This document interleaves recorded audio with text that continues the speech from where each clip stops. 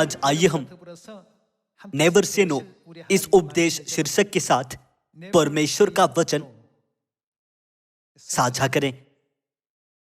उपदेश का अंग्रेजी नाम रखना मेरा पहली बार है। इसका अर्थ है हमारा उत्तर हमेशा क्या होना चाहिए? हाँ, हमें किसको कभी भी नो नहीं कहना चाहिए।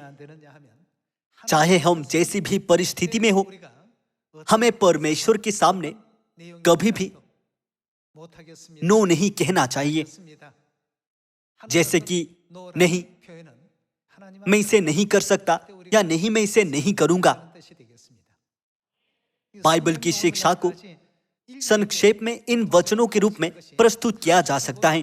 परमेश्वर के सामने कभी नो नहीं कहना चाहिए। परमेश्वर के सामने तुम्हारा उत्तर हमेशा जी हाँ, मैं आपकी आज्ञा मानूंगा, आमीन होना चाहिए। जब हम में वैसा रवैया होगा, तब हम स्वर्गीय राज्य लौट सकते हैं जिसे हमने एक बार खो दिया था, और परमेश्वर की संतान के रूप में स्वर्ग में आयोजित सुंदर भोज में भाग ले सकते हैं।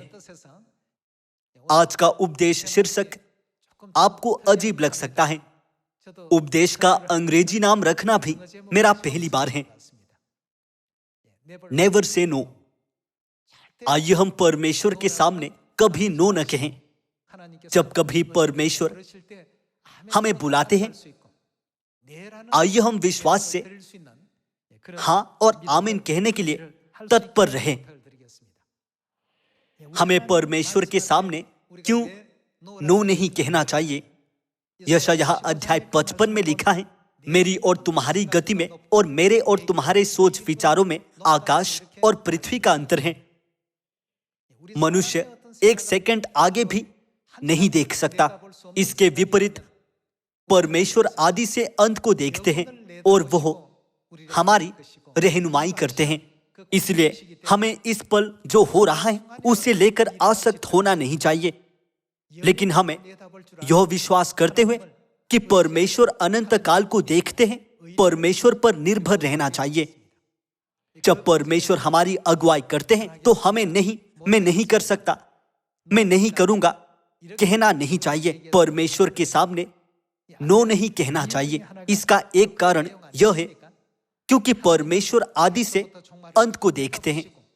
परमेश्वर हमें बचाने के लिए अपने स्वर्गीय सिंहासन छोड़कर इस पृथ्वी पर आए।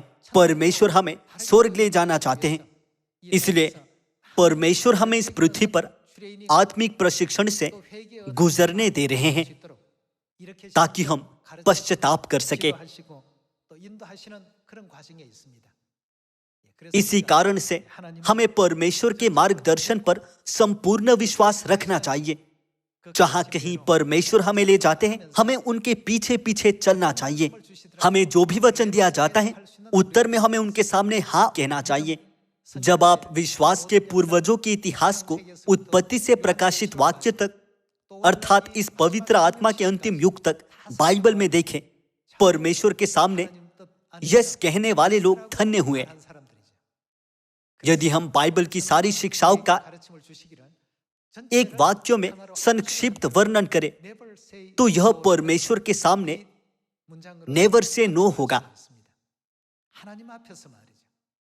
हम लोगों के सामने उन चीजों के लिए जो हम नहीं चाहते नो कह सकते, लेकिन परमेश्वर से हमें ऐसा नहीं कहना चाहिए। परमेश्वर हमें जिस किसी मार्ग पर ले चले, हमें पूर्ण रूप से विश्वास करके कि परमेश्वर हमें अनंत स्वर्ग और पापों की क्षमा देने के लिए कुछ करने की आज्ञा देते हैं, उनके पीछे पीछे चलना चाहिए।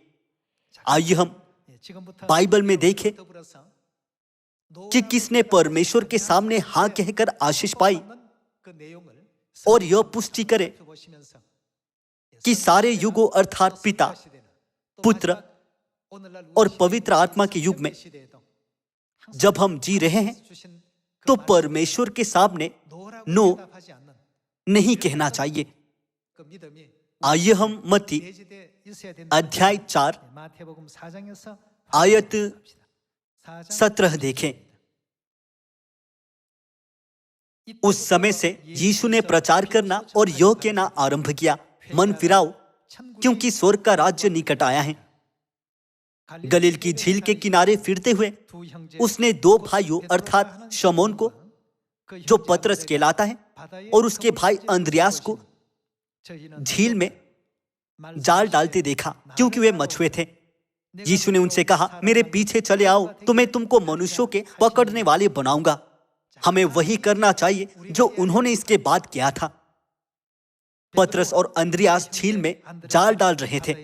उनको अपने चेले बनाने के लिए यीशु ने उनसे कहा, मेरे पीछे चले आओ तो मैं तुमको मनुष्यों के पकड़ने वाले बनाऊंगा। अब उनके उत्तर पर ध्यान दीजिए कि वो यस था या नो। सभी लोगों, पतरस और अंद्रयास धन्य लोग हैं, है ना? पतरस प्रतिष्ठित प्रेरित है, जिसे स्वर्ग के राज्य की कुंजियों से सम्मानित किया गया था, है ना? यीशु ने उनसे कहा, मेरे पीछे चले आओ तो मैं तुमको मनुष्यों के पकड़ने वाले बनाऊंगा। आयत 20, वे तुरंत जालों को छोड़कर उसके पीछे हो लिए। वे यीशु के पीछे हो लिए। इसका अर्थ क्या है? उन्होंने यस कहा या नो? वे सकारात्मक उत्तर के साथ यीशु के पीछे हो लिए। जी हाँ, हम आपके पीछे हो लेंगे, आमीन। आयत 21, वहां से आगे बढ़कर यीशु ने और दो भाइयों अर्थात जब्दी के पुत्र याकूब और उसके भाई यूहन्ना को देखा। वे अपने पिता जब्दी के साथ नाव पर अपने जालों को सुधार रहे थे। उसने उन्हें भी बुलाया और उनका उत्तर क्या था? क्या उन्होंने नो कहा? सबने यस कहा। इसलिए वे तुरंत नाव और अपने पिता को छोड़कर उसके पीछे हो लिए। भाइयों और बहनों, बाइबल की 66 पुस्तकों में जितने लोग धन्य बुलाए गए थे, उन्होंने परमेश्वर के सामने कभी भी नो नहीं कहा। उनका उत्तर हमेशा क्या था? यस। यह इसलिए था क्योंकि वे विश्वास करते थे कि परमेश्वर उनकी देखभाल करते और खुद से भी अधिक उनसे प्रेम करते हैं। संसार में जीते समय कभी कभी हम थके हारे हो जाते हैं, लेकिन यह वो प्रक्रिया है जो परमेश्वर हमें स्वर्ग की ओर अनंत खुशी और आशीष और अनंत दुनिया की ओर ले जाने के लिए देते हैं। यह एक अनिवार्य पाठ्यक्रम है जिसे हमें थोड़े समय के लिए अपनाना चाहिए। इसलिए हमें परमेश्वर के पीछे पीछे चलकर उस प्रक्रिया से गुजरना चाहिए। यदि परमेश्वर हमसे उस प्रक्रिया के हर पल पूछे, क्या तुम मेरे पीछे चलोगे, तो हमारा उत्तर जी हाँ होना चाहिए। क्या तुम चलते रहोगे? जी हाँ, मैं चलते रहूंगा। तुम चुनौतीपूर्ण मार्ग पर मेरे पीछे पीछे स्वेच्छा से कैसे चल सके? यदि भविष्य में पिता और माता आपसे इस तरह पूछे तो आप क्या जवाब देंगे? क्योंकि मैं आपसे प्रेम करता हूं मेरे परमेश्वर, और मैं आप पर विश्वास करता हूं। मैं आपके पीछे पीछे चला क्योंकि मैं आप पर भरोसा करता हूं। जहां कहीं आप मुझे ले गए, मैंने विश्वास किया कि वो मेरे उद्धार के लिए हैं और वह मेरी आशीष के लिए हैं। जहां कहीं आप मुझे ले गए, मैंने विश्वास किया कि वह मुझे क्षमा करने के लिए हैं। जहां कहीं आप मुझे ले गए, मैंने विश्वास किया कि आप मुझे अनंत जीवन के राज्य की ओर ले जा रहे हैं। क्या यही हमारे उत्तर नहीं होने चाहिए? पवित्र आत्मा के युग में हमें किस प्रकार का विश्वास रखना चाहिए? आइए हम बाइबल से इस बात की पुष्टि करें और परमेश्वर पर का हमारा विश्वास दृढ़ करें। आइए हम एक और व्यक्ति का उदाहरण देखें जिसने हाँ कहकर परमेश्वर से आशीष पाई। उत्पत्ति अध्याय 6 आयत 9। नूह की वंशावली यह है। नूह धर्मी पुरुष और अपने समय के लोगों में खरा था, और नूह परमेश्वर ही के साथ साथ चलता रहा। और नूह से शेम और हाम और येपेत नामक 3 पुत्र उत्पन्न हुए। उस समय पृथ्वी परमेश्वर की दृष्टि में बिगड़ गई थी और उपद्रव से भर गई थी। और परमेश्वर ने पृथ्वी पर जो दृष्टि की तो क्या देखा कि वो बिगड़ी हुई है, क्योंकि सब प्राणियों ने पृथ्वी पर अपना अपना चाल चलन बिगाड़ लिया था। तब परमेश्वर ने नूह से कहा, सब प्राणियों के अंत करने का प्रश्न मेरे सामने आ गया है, क्योंकि उनके कारण पृथ्वी उपद्रव से भर गई है। इसलिए मैं उनको पृथ्वी समेत नष्ट कर डालूंगा। इसलिए तू गोपेर वृक्ष की लकड़ी का एक जहाज बना ले, उसमें कोठरियां बनाना और भीतर बाहर उस पर राल लगाना। इस ढंग से तू उसको बनाना। जहाज की लंबाई 300 हाथ, चौड़ाई 50 हाथ और ऊंचाई 30 हाथ की हो। जहाज में खिड़की बनाना और उसके एक हाथ ऊपर से इसकी छत बनाना और जहाज की एक और एक द्वार रखना और जहाज में पहला, दूसरा, तीसरा खंड बनाना। और सुन, मैं आप पृथ्वी पर जल प्रलय करके सब प्राणियों को जिनमें जीवन का प्राण है आकाश के नीचे से नष्ट करने पर हूँ, और सब जो पृथ्वी पर हैं मर जाएंगे, परंतु तेरे संग मैं वाचा बांधता हूँ। इसलिए तू अपने पुत्रों, स्त्री और बहुओं समेत जहाज में प्रवेश करना और सब जीवित प्राणियों में से तू एक एक जाति के दो दो अर्थात एक नर और एक मादा जहाज में ले जाकर अपने साथ जीवित रखना। एक एक जाति के पक्षी और एक एक जाति के पशु और एक एक जाति के भूमि पर रेंगने वाले सब में से दो दो तेरे पास आएंगे कि तू उनको जीवित रखे। और भांति भांति का भोज्य पदार्थ जो खाया जाता है उनको तू लेकर अपने पास इकट्ठा कर रखना, जो तेरे और उनके भोजन के लिए होगा। परमेश्वर की इस आज्ञा के अनुसार नूह ने किया। इस आज्ञा के अनुसार नूह ने किया का अर्थ क्या है? उसका सुंदर उत्तर हाँ के परिणाम स्वरूप नूह और उसके परिवार धन्य हुए और परमेश्वर द्वारा उनकी रक्षा की गई, जबकि पृथ्वी पर के अन्य सभी लोग नष्ट किए गए।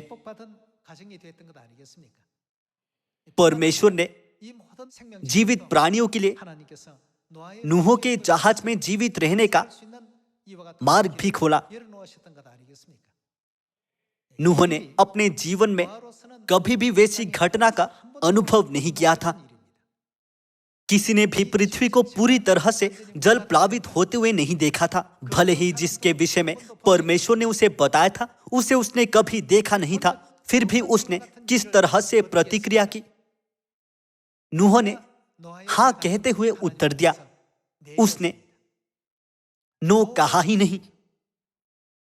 ऐसा करने का कारण यह था कि उसने पूरी तरह से विश्वास किया कि परमेश्वर ने उसे बचाने के लिए ही ऐसा करने की आज्ञा दी है। वह पूरी तरह से मानता था कि परमेश्वर ने उसे नुकसान पहुंचाने या उसके भविष्य में कोई बाधा पैदा करने के लिए आज्ञा नहीं दी है। इसलिए वह कार्य कितना भी कठिन क्यों ना हो उसने उसे किया। परमेश्वर ने उसे इन चीजों के लिए तैयार करने को कहा जिनका उसने कभी अनुभव नहीं किया था। सभी लोगों, इस युग में हमें परमेश्वर के सामने न कहने की मूर्खता नहीं करनी चाहिए। आइए हम परमेश्वर के सामने कभी भी नो ना कहें। आइए हम उत्पत्ति अध्याय 12 में एक और उदाहरण देखें। हर एक ने जिसे परमेश्वर ने आशीष दी थी परमेश्वर के सामने हाँ कहा। यहोवा ने अब्राहम से कहा, अपने देश और अपने कुटुंबियों और अपने पिता के घर को छोड़कर उस देश में चला जा जो मैं तुझे दिखाऊंगा, और मैं तुझसे एक बड़ी जाति बनाऊंगा और तुझे आशीष दूंगा और तेरा नाम महान करूंगा और तू आशीष का मूल होगा। जो तुझे आशीर्वाद दे उन्हें मैं आशीष दूंगा और जो तुझे कोसे उसे मैं शाप दूंगा, और भूमंडल के सारे कुल तेरे द्वारा आशीष पाएंगे। यहोवा के इस वचन के अनुसार अब्राहम चला का अर्थ क्या है? उसने परमेश्वर के वचन का हाँ कहकर उत्तर दिया और उसी क्षण उसे अमल में लाया। अब्राहम, नूह, पतरस और यूहन्ना जैसे बाइबल के सभी प्रसिद्ध व्यक्ति परमेश्वर के सामने हाँ कहने के आदी थे। उनमें से किसी ने भी परमेश्वर के सामने नो नहीं कहा। पिता के युग में परमेश्वर के सामने हाँ कहने वाले नबी धन्य हुए। पुत्र के युग में यीशु अर्थात पृथ्वी पर आए हुए परमेश्वर के सामने केवल वे लोग जिन्होंने यस कहा धन्य हुए। पवित्र आत्मा के युग में भी ऐसा ही है। जब आत्मा और दुल्हन हमारे आशीषित भविष्य के लिए कुछ कहते हैं तो हमें नो नहीं कहना चाहिए। आइए हम सब यस आमीन कहें। जब हम इस तरह से आत्मा और दुल्हन के पीछे पीछे चले तब हम अब्राहम और नूह के समान धन्य होंगे। परमेश्वर ने कहा, जो तुझे आशीर्वाद दे उन्हें मैं आशीष दूंगा, और जो तुझे कोसे उसे मैं शाप दूंगा। किस प्रकार का विश्वास आशीष लाता है? आइए हम यूहन्ना अध्याय 12 देखें। यूहन्ना अध्याय 12 आयत 48 कहता है, जो मुझे तुच्छ जानता है और मेरी बातें ग्रहण नहीं करता है, उसको दोषी ठहराने वाला तो एक है, अर्थात जो वचन मैंने कहा है वही पिछले दिन में उसे दोषी ठहराएगा, क्योंकि मैंने अपनी ओर से बातें नहीं की, परंतु पिता जिसने मुझे भेजा है उसी ने मुझे आज्ञा दी है कि क्या क्या कहूं और क्या क्या बोलूं, और मैं जानता हूं कि उसकी आज्ञा क्या है, अनंत जीवन है। यहां मैं कौन है? यीशु है। यीशु जानते थे कि पिता परमेश्वर की आज्ञा हमेशा अनंत जीवन है। क्या हम परमेश्वर के वचन के सामने जो हमें अनंत जीवन देता है नो कह सकते हैं? सभी को हर समय यस कहना चाहिए, क्योंकि यीशु यह बात आत्मविश्वास से जानते थे, क्योंकि वो जानते थे कि परमेश्वर की आज्ञा और शिक्षा अनंत जीवन है। इसलिए उनका मतलब था कि परमेश्वर के सामने कोई भी नो नहीं कह सकता। मैं जानता हूं कि उसकी आज्ञा अनंत जीवन है। चूंकि अब्राहम, नूह, पतरस और यूहन्ना सभी इस बात से आश्वस्त थे, इसलिए वे जहां कहीं परमेश्वर उन्हें ले जाते थे, वे जवाब में हमेशा हाँ कहते हुए परमेश्वर के पीछे पीछे हो लिए और विश्वास के पूर्वज बने। व्यवस्था विवरण अध्याय 28 आयत 1। यदि तू अपने परमेश्वर यहोवा की सब आज्ञाएं जो मैं आज तुझे सुनाता हूं चौकसी से पूरी करने को चित्त लगाकर उसकी सुने। यीशु ने कहा, मैं जानता हूं कि उसकी आज्ञा अनंत जीवन है। चूंकि वह जानते थे और परमेश्वर की सारी आज्ञाओं पर भरोसा रखते थे, इसलिए उन्होंने कहा, यदि तू अपने परमेश्वर यहोवा की सब आज्ञाएं जो मैं आज तुझे सुनाता हूं चौकसी से पूरी करने को चित्त लगाकर उसकी सुने, तो वो तुझे पृथ्वी की सब जातियों में श्रेष्ठ करेगा। फिर अपने परमेश्वर यहोवा की सुनने के कारण ये सब आशीर्वाद तुझ पर पूरे होंगे। उनकी सुनने का अर्थ है कभी नो ना कहने का रवैया रखना। बाइबल की शिक्षाओं के माध्यम से परमेश्वर ने मानव जाति को यह ज्ञात कराया कि आशीष सरलता से कैसे प्राप्त की जाती है, लेकिन दुर्भाग्यवश वे परमेश्वर के वचनों और बाइबल की शिक्षाओं पर भरोसा नहीं करते, इसलिए वे परमेश्वर की नहीं सुनते। आज आप चर्च क्यों आए? क्या आप यहां परमेश्वर से आशीष पाने नहीं आए? चाहे वो आत्मिक आशीष हो या भौतिक, आप सभी यहां परमेश्वर से आशीष पाने आए हैं। तब आशीष पाने का रहस्य यहां लिखा है। ऐसा लिखा है, यदि तुम यह करो तो आशीष पाओगे, लेकिन बहुत से वैसा नहीं करते। Never say no. हमें ऐसा कहते हुए मैं यह नहीं करूंगा, मुझे यह करना पसंद नहीं है। परमेश्वर के वचन का इनकार करना नहीं चाहिए।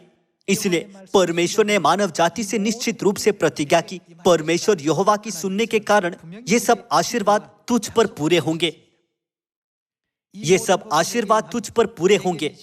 आयत 3, धन्य हो तू नगर में, धन्य हो तू खेत में, धन्य हो तेरी संतान और तेरी भूमि की उपज और गाय और भेड़ बकरी आदि पशुओं के बच्चे। धन्य हो तेरी टोकरी और तेरी कठौती, धन्य हो तू भीतर आते समय और धन्य हो तू बाहर जाते समय। चाहे वे कुछ भी करे, परमेश्वर उन्हें हमेशा आशीष देंगे। वे कौन हैं? वे हैं जो कभी भी नो नहीं कहते। हमें यह कहना नहीं चाहिए, मैं इसे कभी नहीं करूंगा, मैं इसे नहीं कर सकता। इसके बदले हमें परमेश्वर के सामने हमेशा हाँ कहना चाहिए। तब हम भीतर आते समय भी धन्य होंगे और बाहर जाते समय भी धन्य होंगे। हम जो भी करें वह परमेश्वर के इच्छानुसार पूरा होगा। यदि यह ऐसी चीज है जिसे परमेश्वर प्रसन्न होते हैं, तो परमेश्वर इसे अवश्य पूरा होने देंगे। कुछ भी असंभव नहीं। कहा गया है, धन्य हो तेरी संतान और तेरी भूमि की उपज और गाय और भेड़ बकरी आदि पशुओं के बच्चे।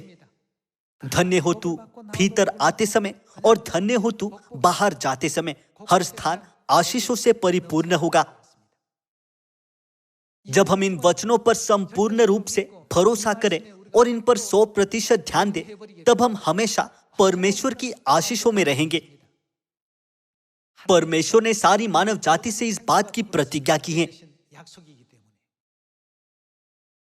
इसके बावजूद लोग इस प्रतिज्ञा पर भरोसा रखे बिना अन्य मार्ग ढूंढते हैं। कितने मूर्ख हैं वे। उनके मार्ग उन्हें आशीषों तक नहीं पहुंचाएंगे।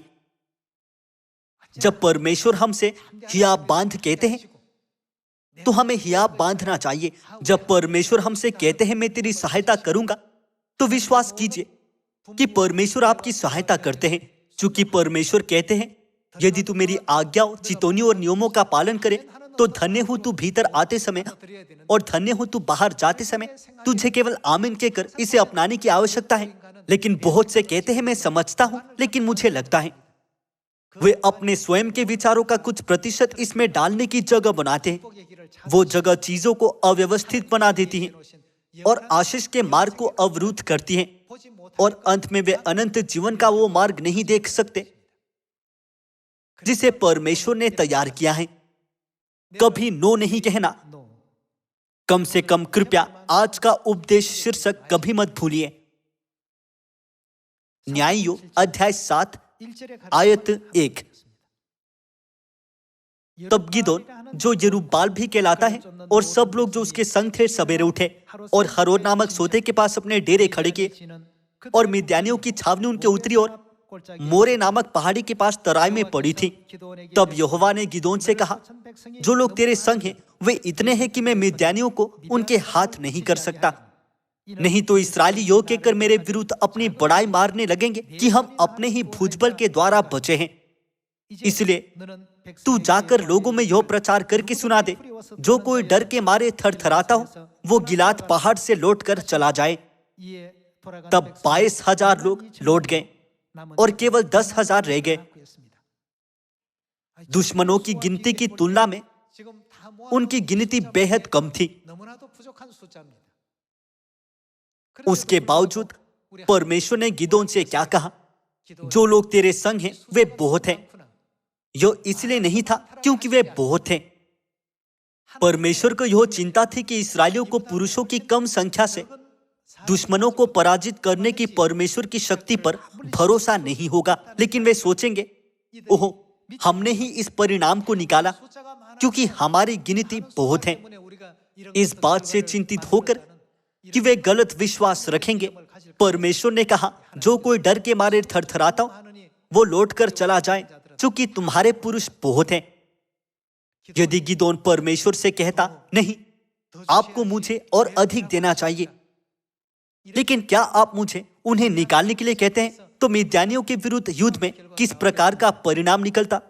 यदि उसने वैसा कहा होता तो उन्हें युद्ध में जीत हासिल नहीं हुई होती। लेकिन गिदोन जानता था कि परमेश्वर सर्वशक्तिमान है, इसलिए उसने कहा, जी मैं करूंगा, मैं वैसा ही करूंगा जैसा आपने कहा है। 1,35,000 पुरुषों को हराना 300 पुरुषों के लिए भारी पड़ता। इसके बावजूद गिदोन ने कहा, हाँ मैं ऐसा करूंगा। इसलिए उसने 300 पुरुषों को छोड़ बाकी सब पुरुषों को वापस जाने दिया। हम इस स्थिति में अवाक हैं। कोई भी स्थिति में कोई चाल या रणनीतिक योजना नहीं बना सकता। परमेश्वर पर निर्भर रहना ही एकमात्र रणनीति होगी।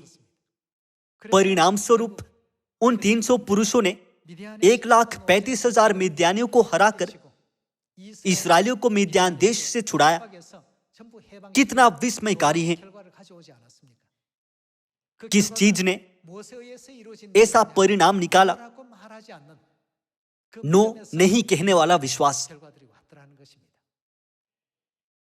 संसार में जीते वक्त हम परमेश्वर से पूछते हैं, परमेश्वर मुझे इस स्थिति में क्या करना चाहिए, मुझे उस परिस्थिति में क्या करना चाहिए। तब परमेश्वर कहते यो और वो करो, लेकिन कोई कहता है ओ मुझे नहीं लगता ये काम करेगा। तब वे परमेश्वर से क्यों पूछते हैं? उन्हें पूछना नहीं चाहिए।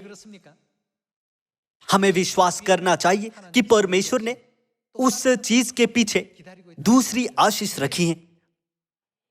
यीशु ने विश्वास किया कि परमेश्वर के वचन अनंत जीवन है, इसलिए वो मृत्यु तक भी आज्ञाकारी रहे।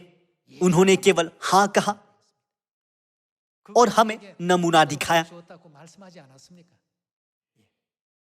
आज हमने बाइबल में अभिलिखित गिदोन के कार्य सहित विश्वास के पूर्वजों के कार्य देखे हैं।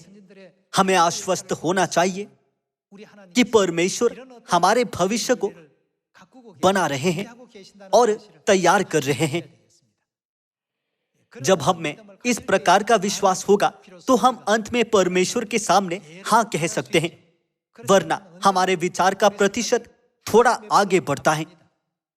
भले ही हम परमेश्वर पर विश्वास करने का दावा करते हैं, पर हम परमेश्वर के वचन का 90% पालन करते हैं और हमारे विचार का 10% जोड़ देते हैं, तब परमेश्वर की इच्छा पूरी तरह से टुकड़ों में टूट जाती है।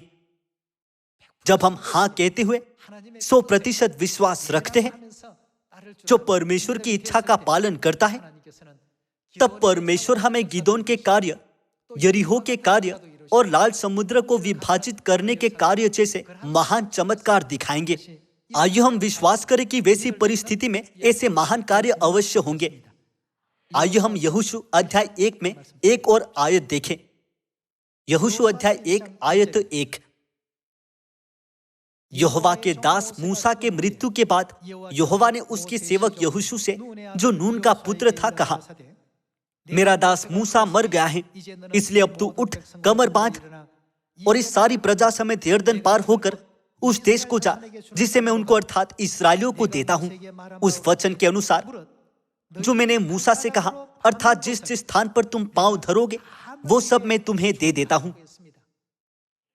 परमेश्वर ने घोषित किया, जिस जिस स्थान पर तुम पांव धरोगे वो सब मैं तुम्हें दे देता हूं। यहोशू ने इस बात पर विश्वास करके परमेश्वर की सुनी। इस्राएलियों के कनान को लेते वक्त यहोशू ने परमेश्वर की आज्ञा के सामने हमेशा हाँ कहा, कभी भी नो नहीं कहा। आयत 4। जंगल और उस लबानोन से लेकर परात महानद तक और सूर्यास्त की ओर महासमुद्र तक हित्तियों का सारा देश तुम्हारा भाग ठहरेगा। तेरे जीवन भर कोई तेरे सामने ठहर न सकेगा। जैसे मैं मूसा के संग रहा वैसे ही तेरे संग भी रहूंगा, और न तो मैं तुझे धोखा दूंगा और न तुझको छोड़ूंगा। इसलिए हियाब बांधकर दृढ़ हो जा, क्योंकि जिस देश के देने की शपथ मैंने इन लोगों के पूर्वजों से खाई थी उसका अधिकारी तू इन्हें करेगा। इतना हो कि तू हियाब बांधकर और बहुत दृढ़ होकर जो व्यवस्था मेरे दास मूसा ने तुझे दी है उन सब के अनुसार करने में चौकसी करना, और उससे न तो दाहिने मुड़ना और न बाएं। तब जहां जहां तू जाएगा वहां वहां तेरा काम क्या होगा, सफल होगा। यहां ऐसा कहा गया है, जिस जिस स्थान पर तुम पांव धरोगे वो सब मैं तुम्हें दे देता हूं। तेरे जीवन भर कोई तेरे सामने ठहर न सकेगा। हियाब बांध और बहुत दृढ़ हो जा। मेरी पूरी व्यवस्था के अनुसार सब कुछ करने में चौकसी करना। जहां जहां तू जाएगा वहां वहां मैं तेरे संग रहूंगा। सभी लोगों, क्या इससे बड़ी कोई आशीष है? क्या इससे अधिक मजबूत हथियार कहीं है? चूंकि परमेश्वर ने यहोशू से कहा, मैं वो सारी भूमि तुझे दूंगा जिसे देने की प्रतिज्ञा मैंने तुझसे की थी। जिस जिस स्थान पर तुम पांव धरोगे वो सब मैं तुम्हें दे देता हूं। यहोशू ने परमेश्वर की आज्ञा के सामने हमेशा हाँ कहा। यरीहो नगर लेते वक्त वे दिन में एक बार उस नगर के चारों ओर घूमे और 7वें दिन को 7 बार। और जब परमेश्वर ने अपनी दृढ़ इच्छा से कहा, अब जय जयकार करो, तब सारे लोगों ने जय जयकार किया। तब वह नगर कागज के महल जैसा कमजोर होकर उनके सामने ढह गई। सभी लोगों, हमें ध्यान से सोचना चाहिए कि बाइबल में परमेश्वर ने विश्वास के पूर्वजों के विषय में रिकॉर्ड क्यों किया। उन्होंने यह रिकॉर्ड क्यों छोड़ा। उन लोगों ने नेवर से नो वाला रवैया रखा। उन्होंने परमेश्वर की उपस्थिति में कभी नो नहीं कहा, लेकिन हमेशा हाँ कहते हुए विश्वास का अच्छा नमूना छोड़ा। इसलिए चाहे वे अंदर आए या बाहर जाए, परमेश्वर ने उन्हें आशीष दी। वे हर काम में समृद्ध हुए। बाइबल की शिक्षाओं को केवल इतिहास न मानिए। जो परमेश्वर उस समय थे, वही परमेश्वर आज हमारे साथ है। वह हमारे परमेश्वर है जो हमें अभी और हमेशा के लिए स्वर्ग के राज्य में ले जाएंगे और हमें अनंत जीवन देंगे। परमेश्वर की दुनिया में समय और स्थान की कोई सीमा नहीं है। इसलिए जो परमेश्वर मूसा के साथ थे, वह परमेश्वर इस युग में हमारे साथ है। जो परमेश्वर अब्राहम के साथ थे, वह परमेश्वर हमारे साथ है। जो परमेश्वर नूह के साथ थे, वह परमेश्वर हमारे साथ है। परमेश्वर ने उन्हें हमेशा आशीष दी। इसलिए पवित्र आत्मा के युग में भी जो नो कहते हैं, वे आशीष कदापि नहीं पाएंगे। परमेश्वर ने कहा, 7वें दिन तुम नगर के चारों ओर 7 बार घूमकर जय जयकार करना। लेकिन क्या होता यदि यहोशू ऐसा कहता, ओ नहीं परमेश्वर, मैं वैसा नहीं कर सकता, यह रणनीति नहीं है। हम उस तरह से एक शहर को कैसे जीत सकते हैं? तब इस्राएली एक कदम भी आगे नहीं बढ़ते और कनान के प्रवेश द्वार पर ही नष्ट हो जाते। आइए हम हमेशा यहोशू, गिदोन और पतरस के समान बने। जब हम परमेश्वर की आज्ञा के सामने हाँ कहें, तो हम हर काम में आशीष पाएंगे, है ना?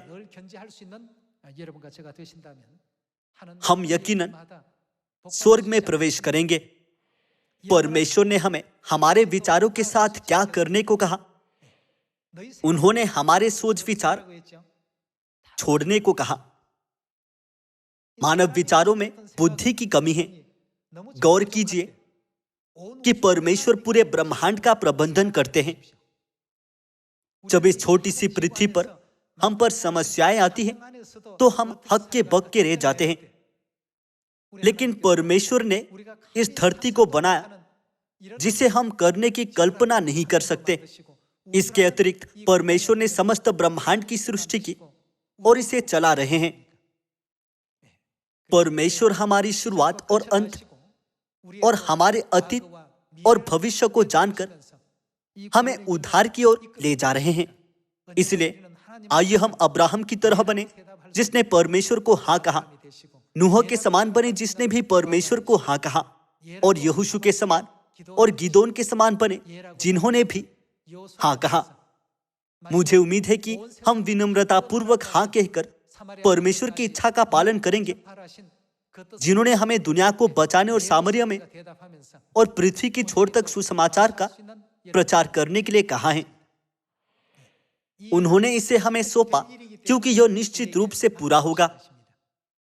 हम सोचते ही यह कब होगा, हम इसे कब पूरा कर सकते, क्योंकि हम कुछ चिन्ह देखना चाहते कि यह लगभग पूरा हो रहा है।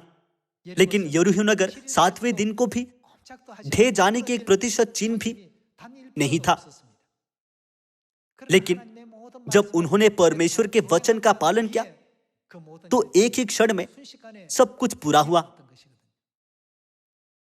मैं आप सियोन के हमारे सारे सदस्यों से आपको सौंपे गए सभी कर्तव्यों को पूरा करने के बाद प्रतीक्षा करने में सक्षम होने के लिए कहता हूं।